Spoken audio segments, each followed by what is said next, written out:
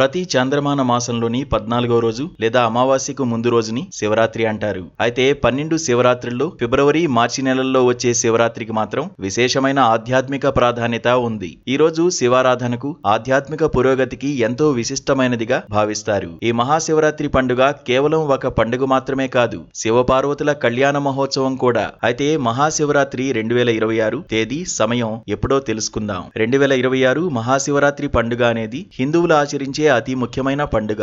ఈ రోజున శివపార్వతుల వివాహం జరిగిన రోజుగా చెబుతారు. అంతేకాకుండా ఈ మహాశివరాత్రి రోజు శివుడు తాండవం చేసే రోజుగా కూడా పరిగణిస్తారు. అయితే హిందూ క్యాలెండర్ లో ప్రతి నెలలో వచ్చే శివరాత్రిని మాస శివరాత్రి అని అంటారు. కానీ ప్రతి ఏటా శీతాకాలం చివర్లో, వేసవికాలం ప్రారంభంలో, మాఘమాసంలో వచ్చే శివరాత్రిని మహాశివరాత్రి అంటారు. చాంద్రమాన నెల లెక్కింపు ప్రకారం మహాశివరాత్రి మాఘమాసం కృష్ణపక్ష చతుర్దశి తిథి రోజున వస్తుంది. అలాగే ప్రతి ఏటా మాఘ బహుళ చతుర్దశి రోజు చంద్రుడు శివుని జన్మ నక్షత్రమైన ఆరుద్ర నక్షత్ర యుక్తుడైనప్పుడు వస్తుంది. శివుడు ఈ మహాశివరాత్రి రోజే లింగాకారంగా ఆవిర్భవించాడని కూడా శివపురాణంలో ఉంది. అయితే ఈ ఏడాది మహాశివరాత్రి 2026 పండుగ విషయంలో కొంత సందిగ్ధత నెలకొంది. ఈ ఏడాది 2026లో మహాశివరాత్రి పండుగను ఫిబ్రవరి నెలలో జరుపుకోనున్నారు.